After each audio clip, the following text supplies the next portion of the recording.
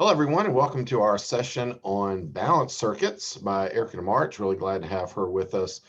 She has some great expertise in this area and lots of very practical tips, which I really appreciate, and has a great way of explaining some of the balance concepts and making them easy to understand and really to implement. So really happy to have her here with us today. If you haven't heard her before, listen to one of her sessions. You're in for a treat. Just want to upfront say, if you have some questions, please put them in the chat bar and we will try to either get to them as we go, or hopefully we'll have a little time at the end for some questions as well. All right, well, thank you so much, Erica, and looking forward to what you have. All right. Hi, everyone. Thanks for having me. So today we're going to be talking about building and boosting balance circuits.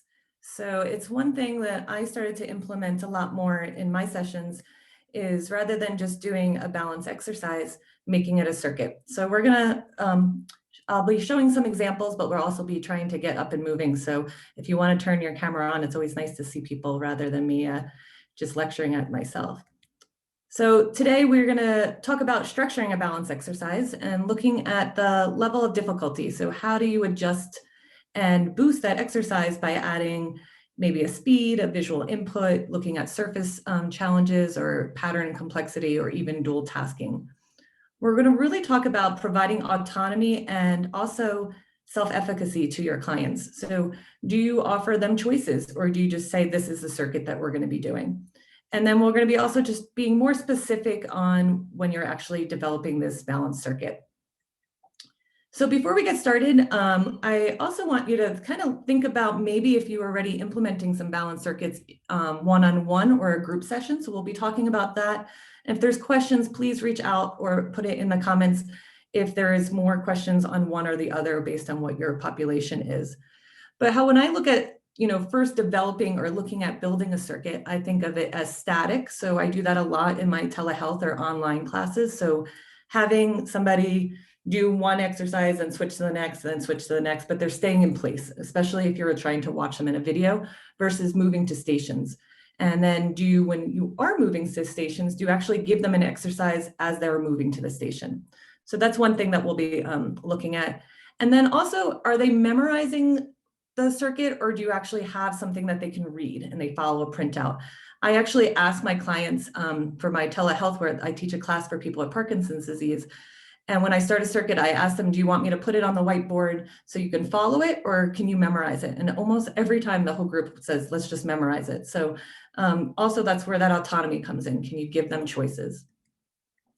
So let's start. I don't know if people have like certain apps that they like for circuits. I use an app, it's called Seconds. So I'm gonna pull it up right now. I'll show you what it looks like. Because I think it's a nice way to kind of get your group to be exercising. So let me pull this up, and I want you to think, if you gave a circuit, a sit to stand, march in place, or a turn, what what exercises would you do? Would you boost it by giving them more examples, feedback? Because right now I'm going to make it completely basic and have you guys try it, and then we're going to do it again with all the boosts that we learned throughout the lecture. So this is one that we're going to start with. Let's see. I'm pulling it up.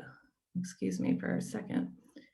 So I want you to think of, when you're doing this exercise right now, this is the app. Let me pull it up. So it's called Seconds, and you can actually put in all different songs, different things that you want to put in it. So we're going to do sit to stand.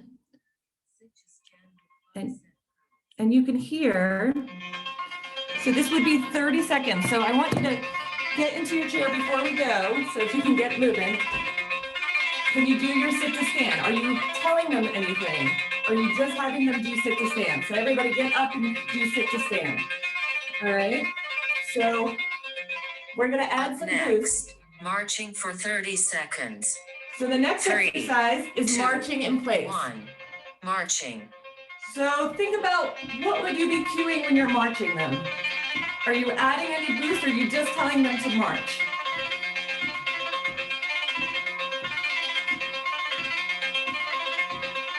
Good. So I want you really thinking about, if these are your clients, what would you be adding to this exercise? Up next, Turns to color for 30 seconds. So here you're going to 3, turn. 2, You could just do a 1. part practice Turns and to color. do half turns. Or you could do a full turn, doing 90-degree turns or 180. And we're going to add a lot more to this soon. You do some here. Excellent. Balance circuit conference 3, 2, 1, 1. Your timer is complete.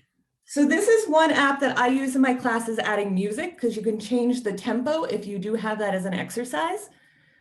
But like I said, this is so basic. We could do so much more than just having somebody do sit to stand or marching in place. So that's what we're going to be talking about today. All right, so how do we build and boost balance circuits? Excuse me. So first, when you're building it, is it meaningful? And not meaningful to you, is it meaningful to your group? If you have a group, are you asking them, what are your goals? What do you want to work on? What do you know of those clients? Or is it, if it's one-on-one, what is their goals? Are you connecting the exercises and the circuit to their goals? Is it static or dynamic, like we just spoke about? And are you adding that cognitive piece? So build and boost. Are you establishing success and then adding a challenge? And we're going to talk about this because I think this is so important. We all want to succeed. So if it's too hard, someone, especially for balance, is not going to want to do it. So can we make them successful? And they know, okay, start here. Now add this, and then keep adding those layers. And then what is our words? Are we telling them, oh, this is going to be a really hard balance exercise? Or are we telling them, you're going to do really well on this? It might feel a little weird at first, but trust me, you're going to do great. And are we giving them choices? Then what are we doing during the exercise? So when they're performing the exercise, are we observing their movement patterns? Are we providing them feedback and cues to improve performance even more? Are we using external focus of attention, analogies? What are we doing to boost that exercise to make sure that they're doing at that optimal level? And then what about after the circuit? So what kind of terminal feedback do you provide? Do you do video replay? Do you talk about what went well? Do you ask them and how it went? All of this should be thought of when you're doing your exercises. All right, so I love motor learning. And I think, from my children to older adults, I think this is so important to add into our exercises.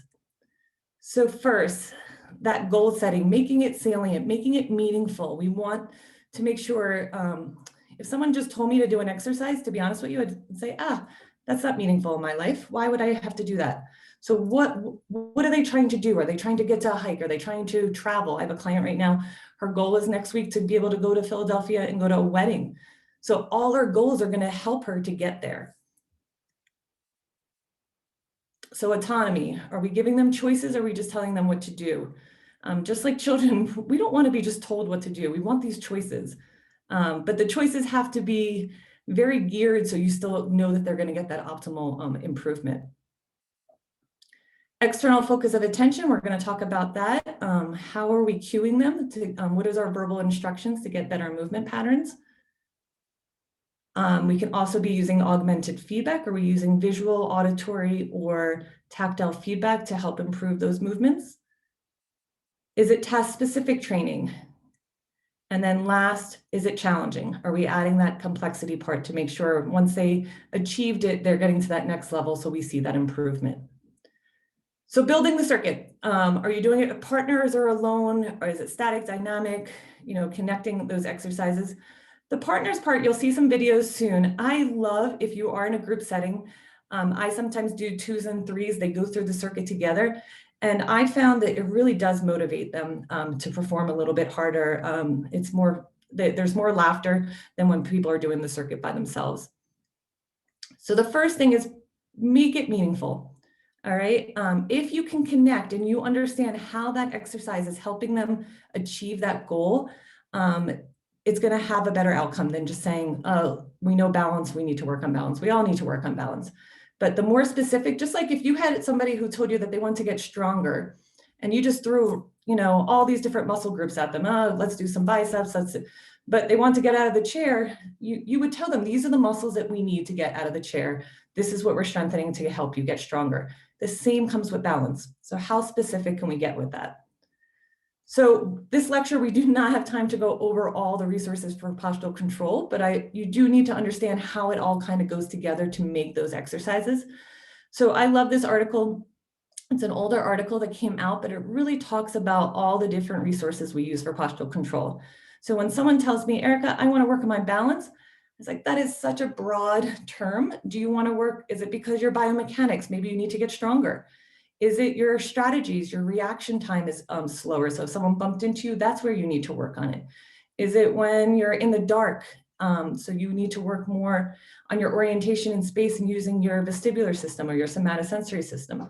Is it your gait when you turn your head and walk or on uneven surfaces? Is that what you need to work? Or is it more your cognitive processing? You don't have the attention to look around you and that's why you bump into things.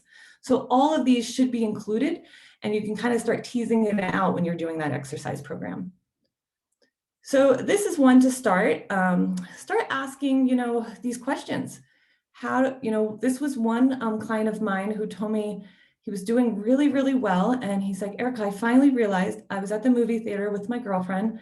And when they didn't turn on the lights, I had a hard time getting out of my seat and walking down that incline in the dark to be able to leave. So how does that, if that's a problem, then how are you adding that exercise into their program? Are you doing any eyes closed? Are you doing dribble glasses? What are you adding into their program that would help them achieve that goal? Because if they keep just doing it with lights on, they probably wouldn't achieve that. Another client of mine talked about how, I'm here in Colorado, going hiking, going down inclines, slopes.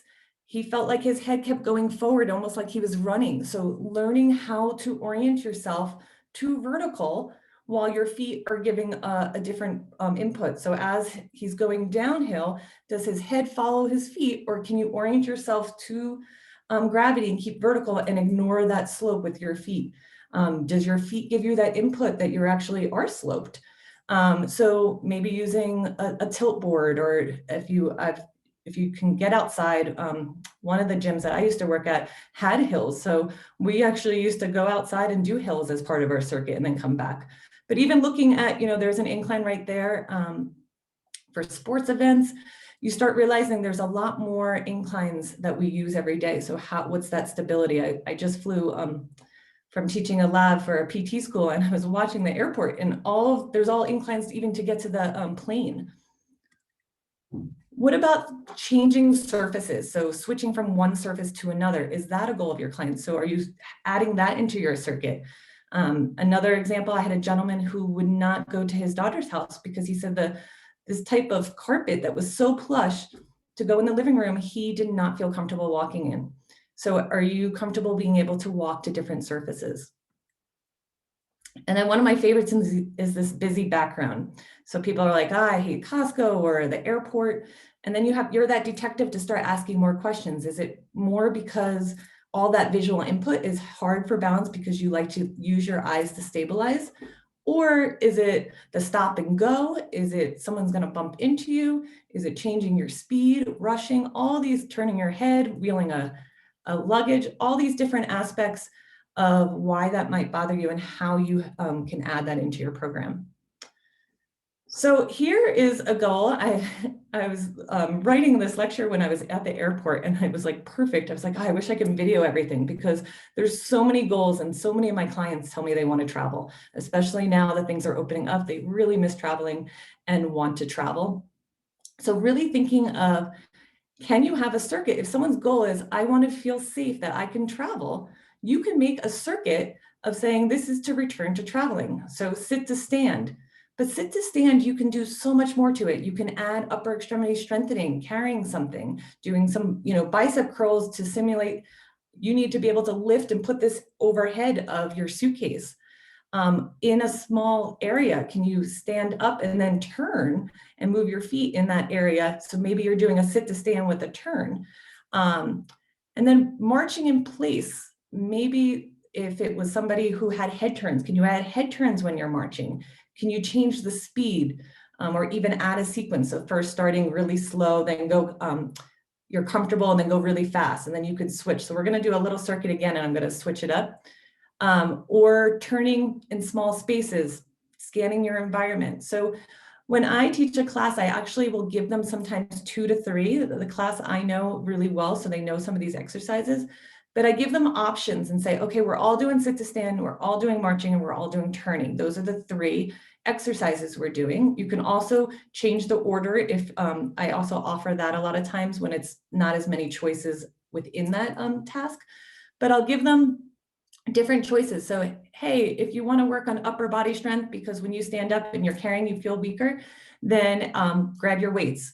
If you want to work on sequences, I have them do 2 different sequences. So maybe for sit to stand, I'll show you for, I'll have them do, and I don't have my weights on me right now, but I'll have them do triceps as they go forward because I want that forward weight shift.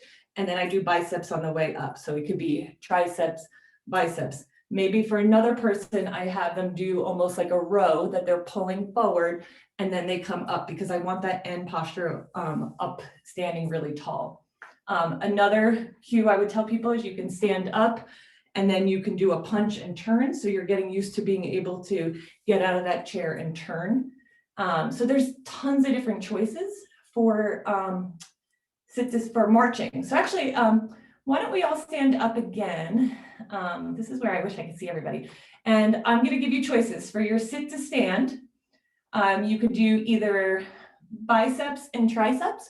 If you want to do a sequence, you could do triceps, biceps, press, and back. So this would be a sequence switching task from one to the other. So you can go here. So triceps, biceps, and then you would do your press. If that's too hard to switch, you would just do one. Or if you want to work in small spaces and a sit to stand and a step, you can do stand up, punch, come back down and sit down. And then you can punch around as you come down. And then for marching, we're going to add marching really slow, marching at your comfortable pace, or marching fast. All right. And then add a sequence would be the next one. You could do 2 slow, 4 comfortable, 6 fast, and then keep changing that sequence.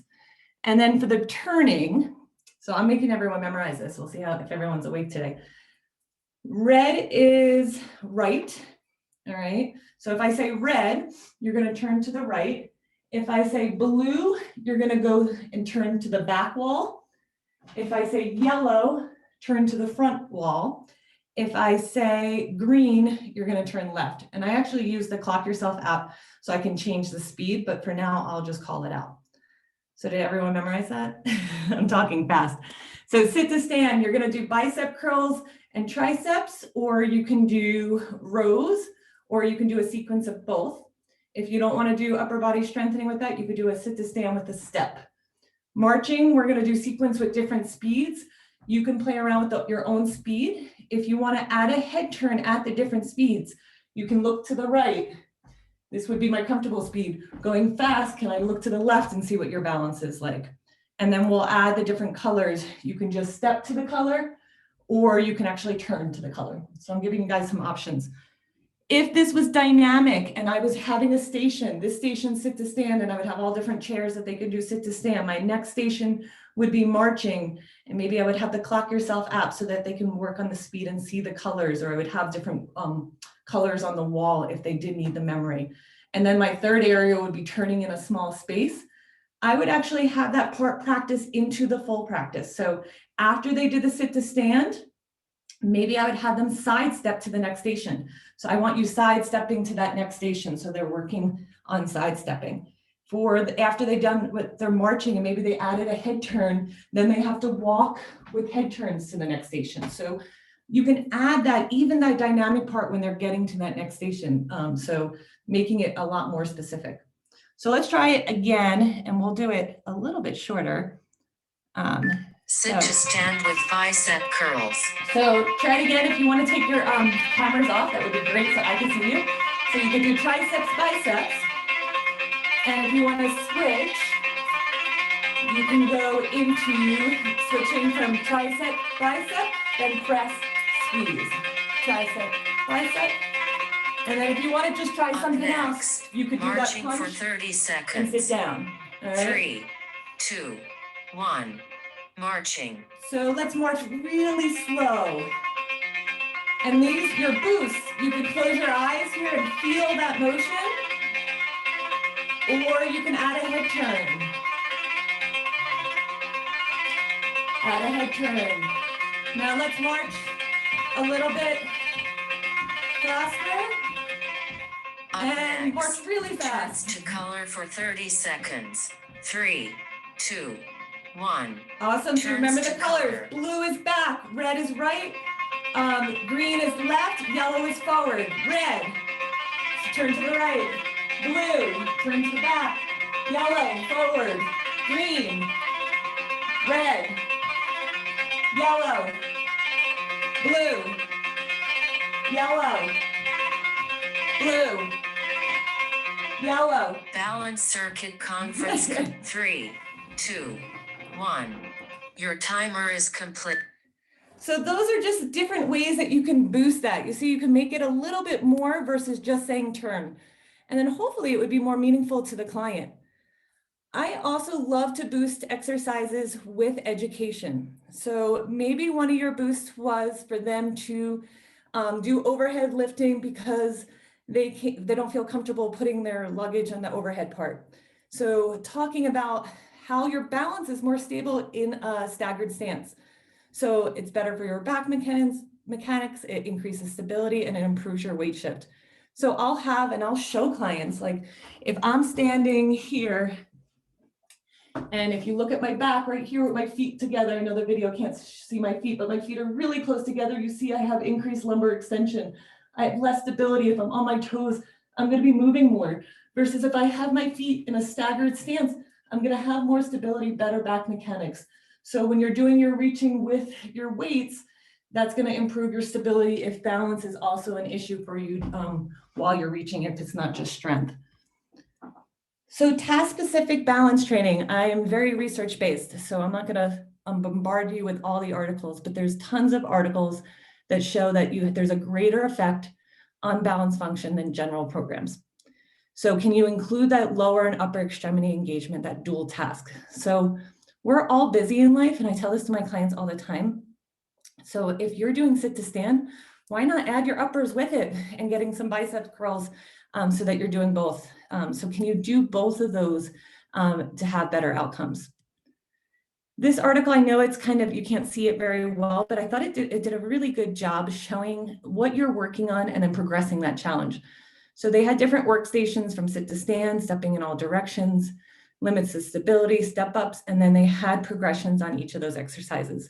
So if you have a circuit and you have different levels of clients, especially in a group exercise class, you can let them know, there's different levels. You have to find what is appropriate for you, and you might need to help that with some clients who will only try the hardest exercise. So really having that conversation is important.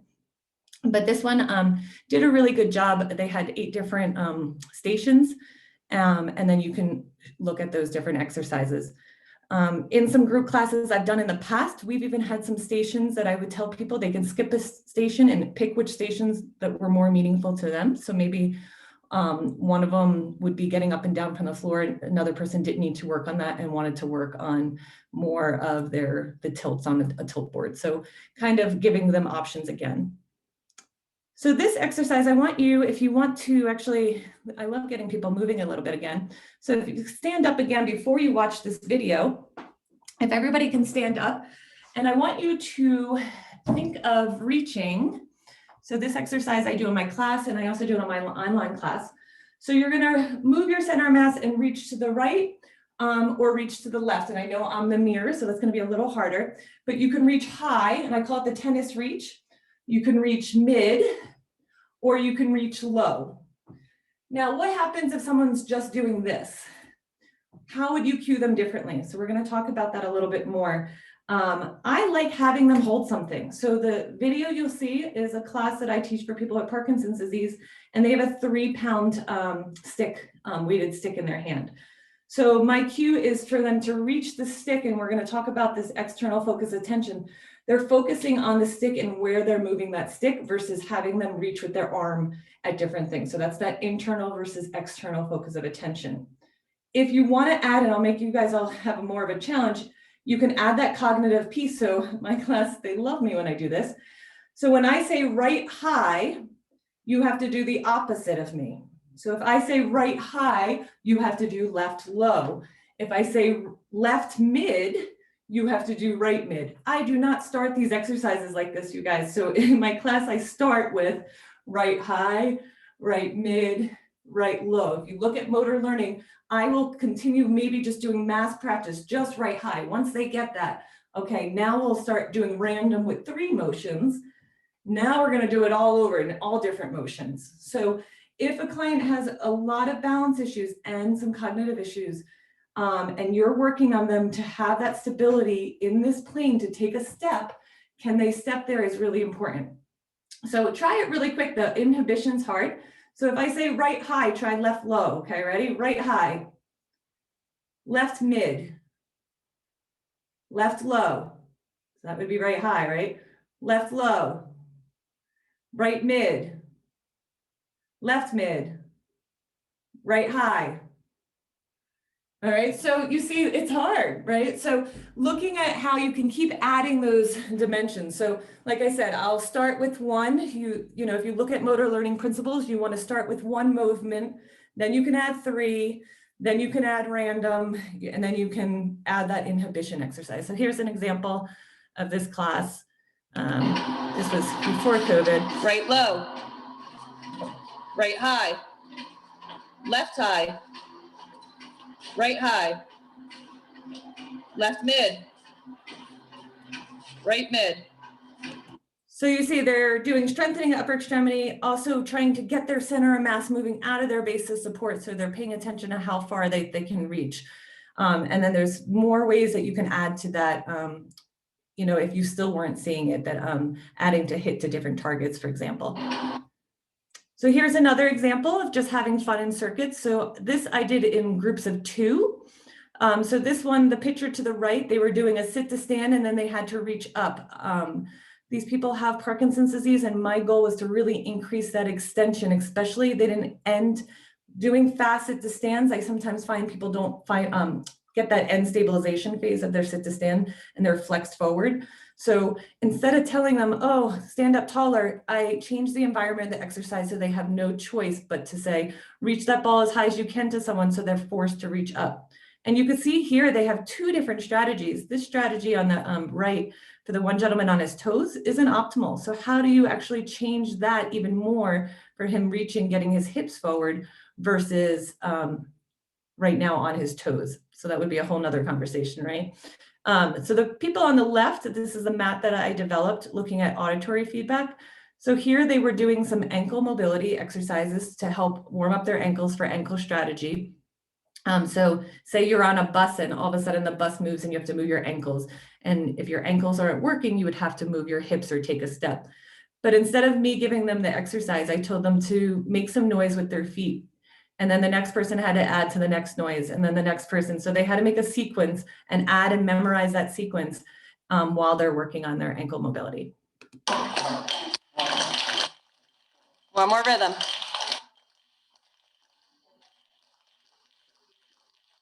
All right. So that they had fun with because I didn't tell them to exercise. I just said to move their feet, but they're doing calf raises. They're doing alternating coordination exercises. Have fun with your clients too. So these next 2 circuits were 2 different ones. One was working on obstacle negotiation and then a turn. So the Parkinson, this is based on the moves from PD Warrior out in Australia. So she would have to step over this obstacle, then turn around and then step over the obstacle. So this is working on turning and stepping over a 2-inch obstacle, but you can also make it higher. 20 seconds. Beach. Now just do. So that would be one, they would do that and then go to the next circuit. So here's another circuit. This group is working on agility and fast, getting their feet to move a little faster. And then they're doing the same thing with the mat. So getting some feedback, listening to rhythm for speed. Try to go faster.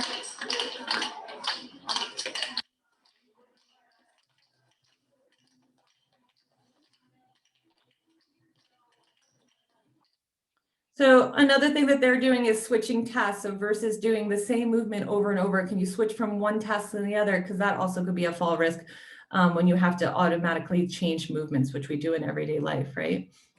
A few more quick examples of some of the circuits in my class, just to see this one on the left, the first video, we're again doing upper extremity strengthening. I let them have fun. I said, you're going to be the mirror of each other. So this is working on kinesthetic awareness, position sense, somatosensory input while they're using the weights and mirroring each other do the same movement. But they get to have control and have fun with the movements rather than me telling them exactly what to do.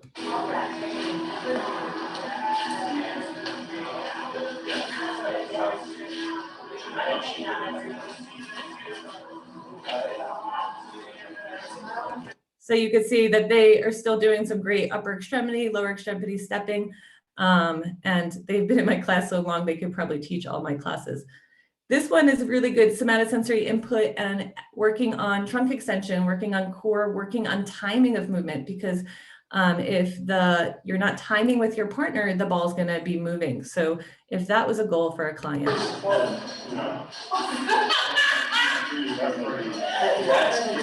You got it. Awesome. So that is actually a lot harder than it looks. They made it look really easy. They worked on it a while, but being able to work on a full turn with that upright posture and keeping that ball together. And this was all before COVID, all these videos. So don't know when we could start doing all that again.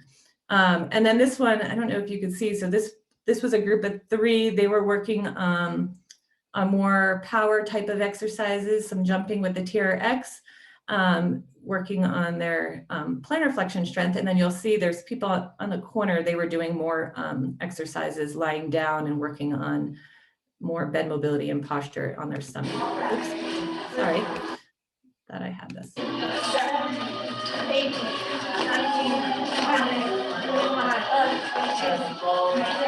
So the one thing I loved about that circuit, there was always that leader that kind of got everybody moving. So if endurance was an issue, there was that person pushing the people to, hey, come on, let's keep going. We only have a few more left before we have to go to our next circuit. Here's one more example of a circuit that I love, is picking things up from the floor. So sometimes you could do this as a group or adding into the circuit of being able to look at different strategies to pick things up from the floor and then get up. So I have a lot of clients who tell me they can get down to the floor and pick something up, but they fall or they lose their balance on their way up. So are they able to orient themselves to vertical? So we practiced and had different cues on looking at that. So you can kind of, I think you should be able to hear me provide the cues. If you can't, please let me know then. So different foot positions. Look at the width of your feet. Does that change your balance? Your head position, if your head is vertical, when you come up, does that feel more stable? Or if your head is flexed forward, what feels the most stable when you pick up? And do the technique pushing off with your leg. There you go, good. Pushing off.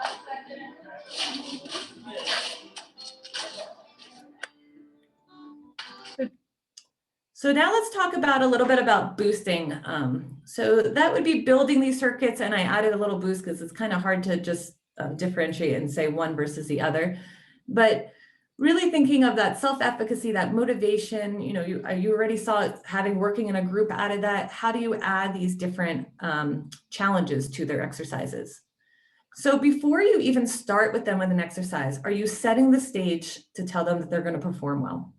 So I love this article. I presented this in a few other lectures because I think it's so powerful that they only said one statement: active people like you with your experience usually do very well on this task. The group that heard those words, they retained learning, balanced longer, and had higher self-efficacy on a delayed test versus a group that didn't have that statement.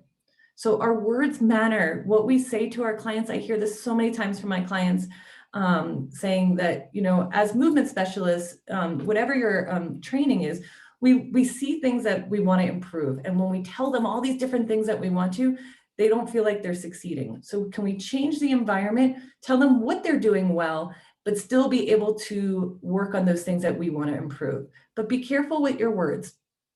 So if you focus on this, it will enhance your performance. Which task would you like to start on? So having these words before whatever you're trying to improve will actually optimize their performance. So telling them, if you are familiar with the research, hey, research shows that if you do this, you're going to have better outcomes. Like, you're already doing everything. And you know what would you like to start with? What exercise is important to you to start with? That's going to give them that autonomy. So the example that this one article said was, research has shown that if you concentrate on the support surface, you're going to do well on that task versus if you concentrate on your feet. So telling them, hey, I'm already giving you a cue that research says this is going to be better for you. So they're already getting, oh, okay, I'm going to do well on this. Other people already tested this. She knows what she's talking about, right? You gain that confidence in there. And they were asked to choose the order of 3 stances they would like to do it on the support surface. So they were on this tilt board going back and forth, and they actually did they had to do 3, but they could pick whatever order they wanted to do. So the people who had that actually performed better. So providing positive feedback after successful trials, right? We want to know that we're doing well. Telling them that they're going to perform well, not saying, oh, this is a really tough exercise, good luck with that one, right? What are we saying to them? Structuring the appropriate challenge, so making sure that they are successful, but then knowing how to build on that. And we could talk about that a little bit more of ways that, even tandem stance, I'll tell people, start here, then here, then here. How do you slowly get to that part? And maybe in a matter of 5 minutes, they're actually where you wanted them to start, but they didn't tighten everything up because that first trial was so difficult. So this article came out this year, and I thought it was really well done, looking at self-efficacy on the different domains of, so are you looking at pre-fall? So that's what we kind of look at right now for training. That's what I do most of my training on, right? I don't want them to fall, right? So do they have a quick step? All those postural resources for postural control we talked about. What about near fall? So I was teaching a course, and we had a volunteer, and he said to the group of PT students, I've never fallen, but I've had a lot of near falls when I'm standing on my boat. So how do we make sure that near fall doesn't become a fall? So talking about recovery versus falling, there's more and more research now looking at how do you train falling? And then what happens if someone falls, can they get up? So I've been actually asking, the ABC, as physical therapists, we give scales. So if you work with a physical therapist, if you are a trainer, you can actually ask them, have they filled out certain scales, and then it can actually help you design those exercises better. But this would be a great circuit to be able to do. Each station would be a different one. Would be pre-fall, one would be near fall, one would be fall landing, and one would be getting up from a fall. So looking at those different, and then asking them, because I have some clients that are like, I'm not worried about falling, but if I fall, I can't get up. So then we work on being able to get up from the ground. I had another person who said, I get so nervous if someone bumps into me that I'm not going to be able to take a quick step. So looking at all of those aspects and then how to train that. So for sit to stand, when we were doing that, we talked about the head turns, being able to do weights. You can also change the chair. So if you want to right now while I'm talking, since a lot of people I only see a few videos on, but you can change the position or the type of chair. So having them move from a deep couch to a firm chair, maybe whatever your environment where you're exercising, have them getting up from different chairs. That could be autonomy. What chair do they want to get up from? Changing the position of the feet, having their feet. I do this a lot in my class. When you have a staggered stance, it actually, and you'll see it in a video coming up soon, it actually helps with gait initiation. It helps with stability. If you have somebody who's weaker on one side, it might be forced use. So just changing the position of the feet, changing the environment. So many times getting up from a chair that's open is a lot easier than in an airport or at your desk. They have to get up and then move in a tight space. So looking at the type of environment and then looking at the sensory system. So maybe having them get up and down with foam under their feet, or we did the turning the head or even closing your eyes. So you see just that one exercise, how many different ways I can provide that might be more specific to that client versus I'm not going to say boring, but just doing sit to stand. And sit to stand, you can even do the speed component, right? How many do you think you could do in 30 seconds? So that goes on to this next slide.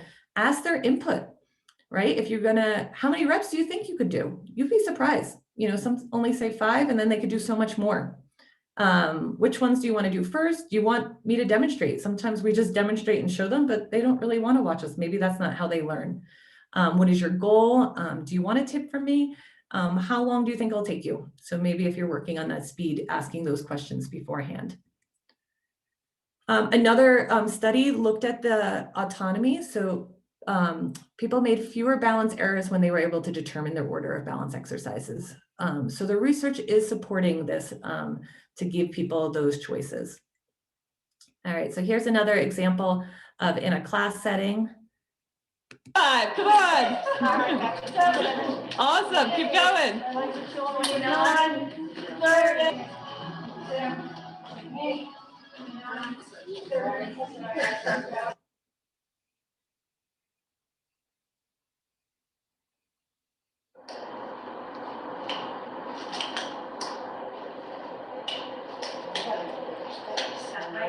You guys go a little faster with your wave.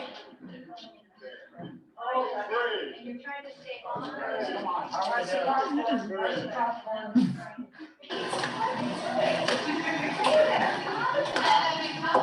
Your back foot should be the one that takes a step forward.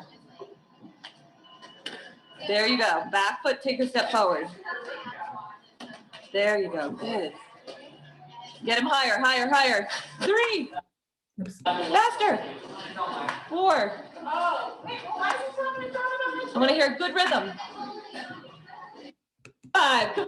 So I don't know if you heard, I love that they were saying I have to pass the popcorn. So that one exercise, somebody told me that they were really worried about getting up from a chair in a sports event. So one group of the circuit did the wave to do sit to stand and kind of distract the people who had to walk in front of them.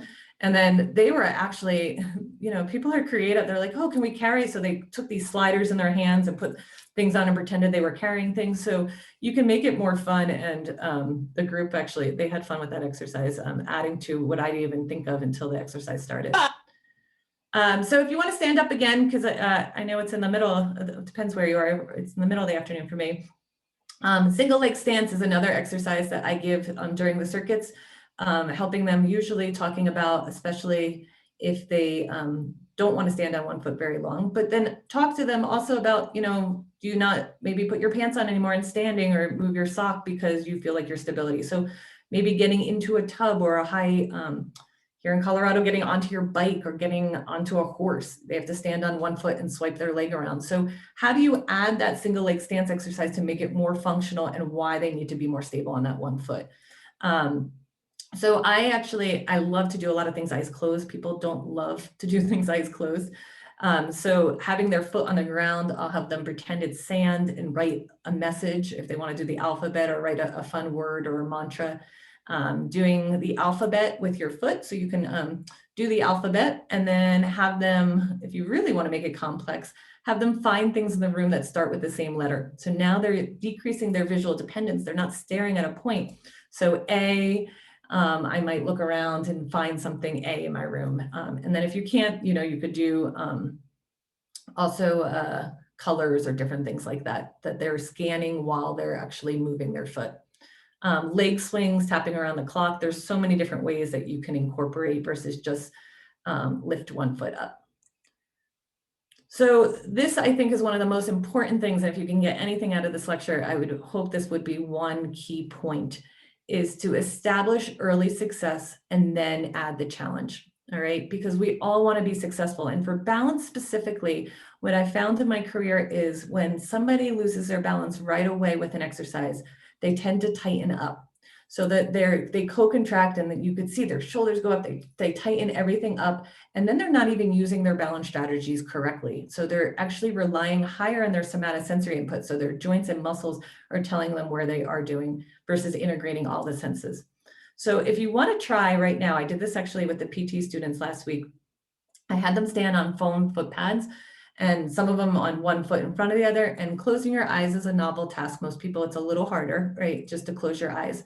So close your eyes, and if you feel yourself tightening up, you know, if you don't, then keep adding that challenge, add a head turn. Then what I tell them is to start either with their feet wider. So I'll try to see if I can get my camera that you guys can see my feet. So if I had my feet here, right, standing with one foot in front of the other, and I started to tighten up here, you could see them clench, then I would tell them to relax, start here, right, then here, or maybe even do this, and then slowly go forward. But another boost you can do is to tell them, hey, if you were a water skier, you were doing, a football player and somebody hit you and you were tight, you wouldn't be able to react, because a lot of people think balance, they need to be stiff. They need to be standing still with no sway. But I tell my clients, I want them to be loose, because if I hit them in any direction, I know that those muscles can react. So I'll have them either pass a ball or even doing this hand to hand just to relax the trunk and distract them. And automatically they start relaxing more. The next, and I think that's in this next, it's in the next slide. I'm kind of ahead of myself a little bit, but ask them what they're thinking about. You'd be surprised about this too. So for some reason, when people are doing a balance exercise, I've been asking this question for a long time. And the first thing they tell me is, I don't want to fall. And then I tell them, what sport do you like? Do you watch sports, or what activity do you like? So I'll use baseball for an example. Would you want your favorite baseball player at bat saying, I hope I don't strike out? Or would you want him to be thinking about getting that home run, thinking about how he's going to be improving that performance, getting that swing through, whatever he's been working on? Because that's the same with balance. So I tell them, if you're going to keep thinking you're going to fall, you're going to tighten up and you're going to probably lose your balance and fall. I want you to think of what we need to cue. All right. So that's where we'll talk about feedback and cues on, are you cueing the head position for the vestibular system? Are you telling them, hey, you are strong and balanced, have that mantra, I got this. And if I take a step, I have a good stepping response. What are you adding to them? So I do talk about the challenge, because if they keep doing the same exercise over and over, they're going to just get good at that exercise. And if they're happy with that, and that's where they want to maintain, then I tell them continue that. But if you want to improve your performance, then you have to add it to make it difficult. So my clients tell me, Erica, once I get really good at it, now you're adding something else at me. I'm like, because I want to keep elevating your performance. So this is actually a scale that is a research scale similar to the rate of perceived exertion. You can use the rate of perceived stability. So how hard are you working? So are you steady? Are you unsteady? Are you mildly unbalanced, balanced, very unbalanced, or about to fall? So you can ask your clients that scale where they are in that exercise. So you don't want them to be so steady that they're not actually getting a benefit out of the balance exercise, but you don't want it to be that they have to take a step and they feel like they're losing their balance every time. So I kind of coined it as the Goldilocks zone, right? You don't want it too easy. You don't want it too hard. You want it just right. But it's a moving scale, because once it's just right, and now you're kind of losing your balance a little bit, figuring it out, but now it became too simple, that same exercise, then you have to add it to be back in that Goldilocks zone. And add it, really talking to your clients about it. We don't want it to be perfect in the beginning. We want to improve, or it's just a waste of your time because you're already good at that. So these are different ways that you can make the just right combination of the difficulty level. You can add that cognitive exercise, add a dual task with motor, like we were doing with the biceps. You can change the size of the step if they're doing a stepping strategy, type of footpad that they're standing on, adding a visual challenge, having them have their eyes closed, or maybe scanning the environment. Or I love the dribble glasses that you can't see below, so they can't look at their feet. Are they having head movements? Are you working at speed? Do you see all these things that you can add? And you might just add one component, maybe you add a few different ones, but it should be goal oriented. So boosting with head turns, I think this is important as just another example. When I think of head turns, when I boost it, I talk about range of motion, how far they're moving their head. So if you want to stand up and try to stand on one foot, or one foot in front of the other, if I turn my head just a little bit, that's easier than if I turn my head full. Also, if I turn my head to the right and I stop in the middle to reorient myself, that is easier than if I turn my head to the right and I go all the way to the left. So looking, cueing in, because sometimes they don't know, they just turn their head at whatever speed you just told them to turn their head. So what is your instructions to them? You're setting them up for either success or failure if you know that client, right? So if you know head turns causes someone to lose their balance, are you starting to tell them to start slow? Okay, you're doing great. Now let's go a little bit further. Up, stop in the middle, All right, now let's do the full one. So how are you adding those complexities? Maybe making it more fun rather than just turning your head, because I think that's kind of boring just to say turn. Maybe finding, look for something red, or maybe putting something in the environment specific so that you can control how much they're turning their head. And also speed would be the same thing. So going a faster head turn is going to be a lot more difficult than slower. So here again, providing choices, you could do your sit to stand. So maybe think of an exercise. If you had a circuit right now, if we were in a group and this was live, I would have you come up with an exercise circuit. So if they had to work on sit to stand, is it a phase of sit to stand maybe they have to work on? And that's what that part of the circuit is. Maybe it's liftoff, maybe it's end stabilization phase, single leg stance, or a stepping strategy. What would be your circuit for your clients? So here's another example. If you were doing sit to stand, maybe it's somebody who says, you know what, I just feel like I can't get up as fast as all my friends. They're waiting for me. Maybe you're doing speed. Do as many as you can in 30 seconds. The step and punch, we said, for standing on one foot, you can have them do the alphabet, swinging their leg back and forth if they're working on gait or coordination. Also looking at how high they lift their legs. So starting on the ground and lifting higher and higher, or what plane of motion is their leg? Is it always in the front, but maybe their balance is more impaired if their leg and center of mass is behind them. We did the side step with the reach example. So maybe you're adding a weight, doing different heights, maybe placing something at different places so they actually have to reach and get something, or if you're doing it with a partner. So boosting the exercises, what you're observing is really important. If you do not know what to look for, you're not going to be able to know what to cue. So I'm not a baseball player. If I had to cue somebody about their swing, I probably would not be able to give them the best feedback because I don't know what is correct in that swing. So the same comes with balance or whatever you're training. You have to be able to be that skill to know what to look at to get better. So if somebody's not standing on one foot well, is it because of their weight shift? Is it where their head is? So looking at how can you give those verbal instructions just like you would with any other activity. So external focus of attention. I think we're almost there, guys. I know I'm fast. I'm sorry. I had a lot of information I wanted to get in here. But external focus of attention versus internal focus of attention. As physical therapists, I think this is something that we lack a little bit on. We're so used to, even in school, thinking internally, thinking of each muscle that's activating, versus external is more directing attention to the outside environment, not the body. It becomes more automatic. So an example, if you see these guys, I have these poles again. I like these weighted poles. You can see I use them in my class a lot. If I'm telling them I want trunk rotation, rather than saying to rotate their trunk, okay, I might be telling them to where I want those sticks to move. And then I might even tell them to, you see they're both a little different on their movement. One person's doing a kayak, one person's doing baseball, another person was doing golf. They all help with trunk rotation. But cueing the position of the stick versus telling them I want them to rotate their hips more, I want them to rotate their trunk more. And then you can get more specific on, am I paying attention just to that red part of it, to the distal end part of it? Am I saying I want it in line with the back wall to the front wall?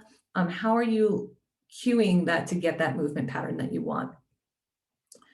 So this article, it was on speed development. It's attentional focus and cueing for speed development. It was an awesome article that this guy looked at and showed all examples of cueing using external focus of attention. And the three characteristics were those 3 Ds. So looking at distance, direction, and description. So that might help you to practice on how you cue.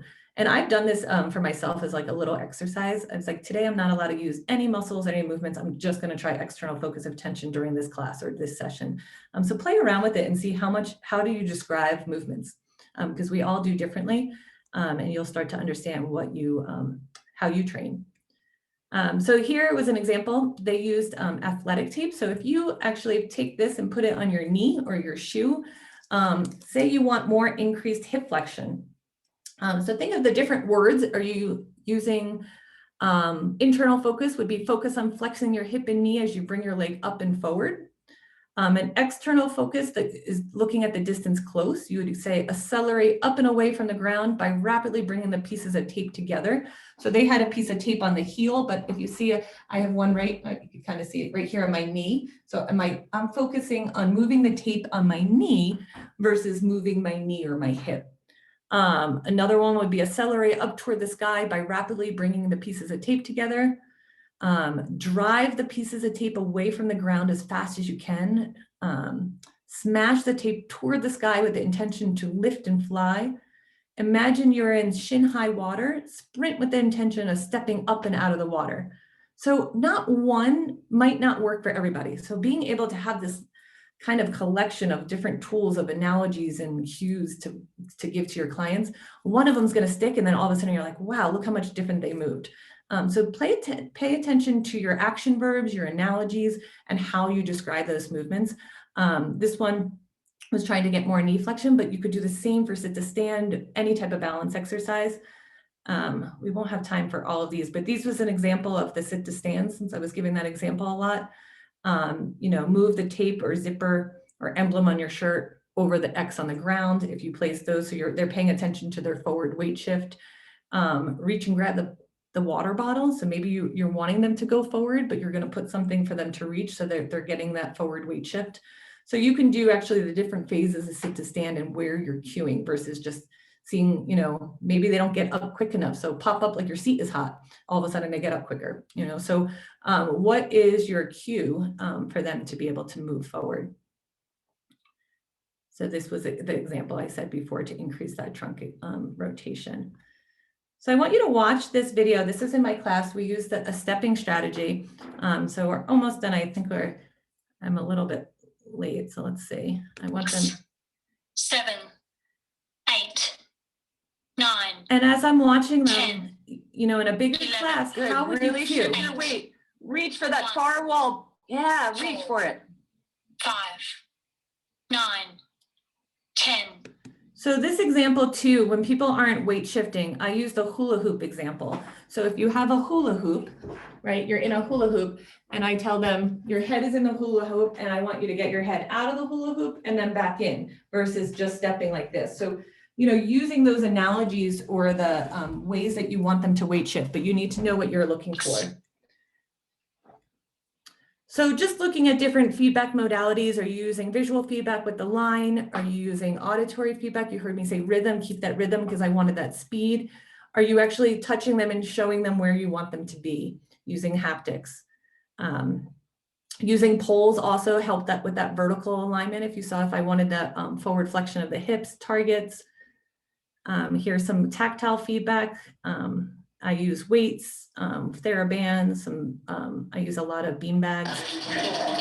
And then after ones, here's one last example of a client doing stand to sit. This gentleman is blind and my cue was for him to keep those clickers quiet, but you'll also see, listen to what I say at the end.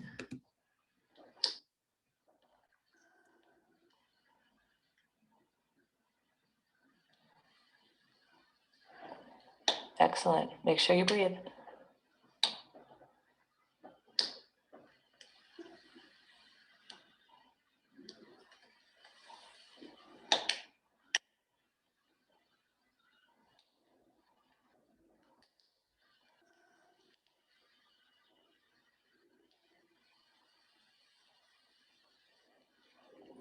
Excellent. Which one was the best one? What's that? Which one was the best one?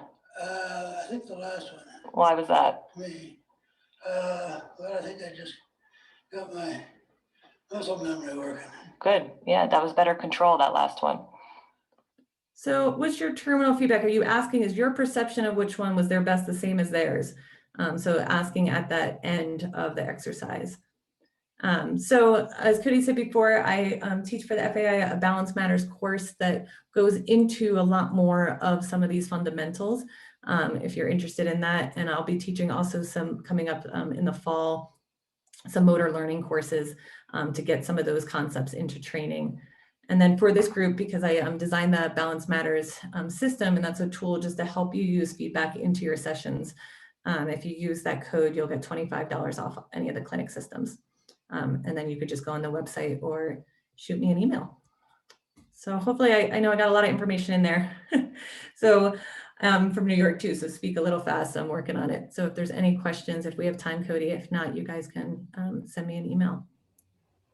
All right, great. Well, thank you, Erica. Really great information. So yeah, if you have a question, why don't you pop it into the chat? One person's already asked about getting a copy of the PowerPoint. Is that something that's available?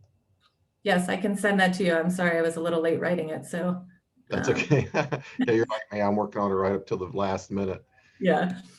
So one of the things that I'm just going to start with, because I think it's often overlooked, is because you spend a lot of time really talking about some motor learning principles, teaching strategies, which are so important for a variety of people, especially as they're coming from different backgrounds. They have different experiences with fitness. They have different experiences with how they move in their own life. They develop fears like you're talking about.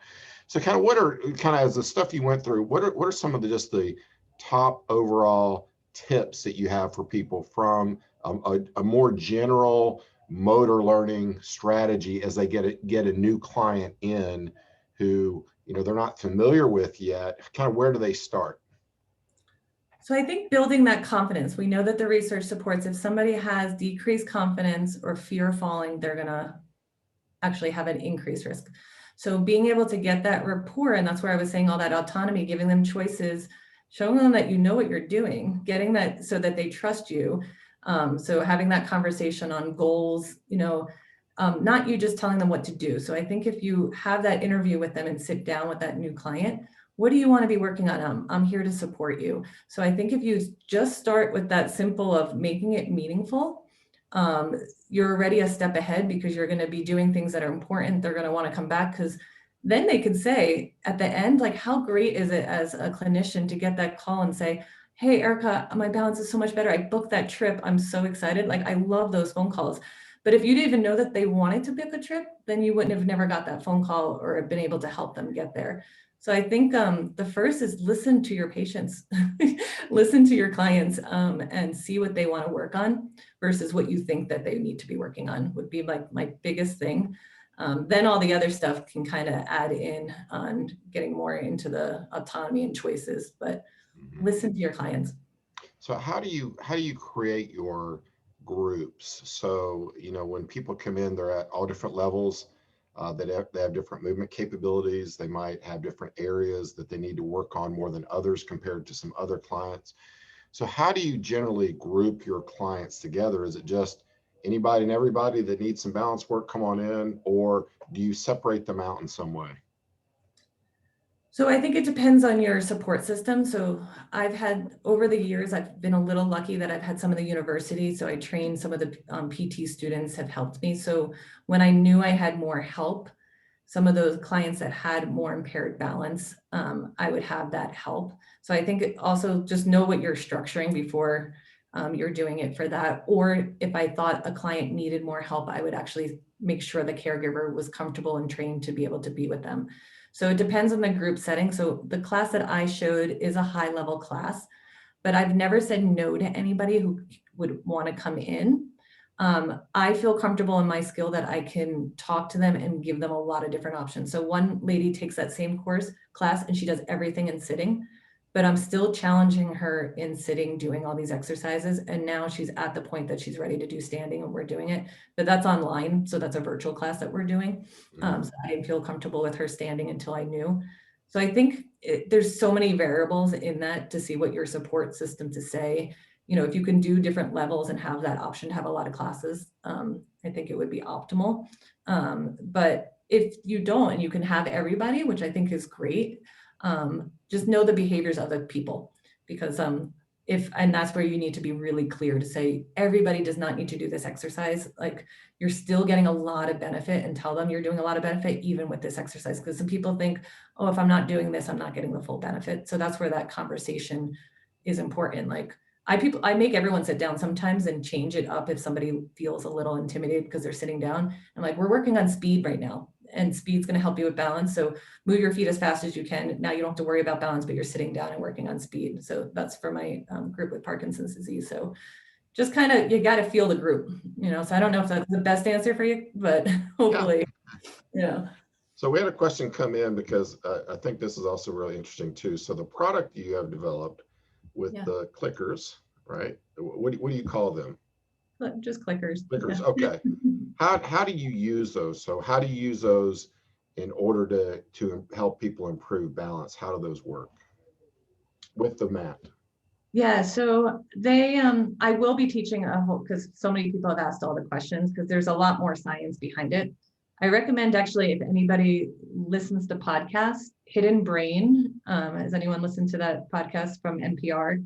It's called Hidden Brain. There's a podcast called Everything Clicks, and it actually talks about clicker training from dogs. It's a great podcast, but kind of looking at the evolution of just using clicker training. So you can incorporate it that way, but I also incorporate it more looking at the feedback modalities. So if you're using clicking, auditory feedback is going to help you with the temporal parameters of movement, the timing, the speed. So sometimes it's a coordination issue. So the sit to stand example, when you heard the click, let's see if I have a one here. It clicks when you press on it, but it also clicks when you release.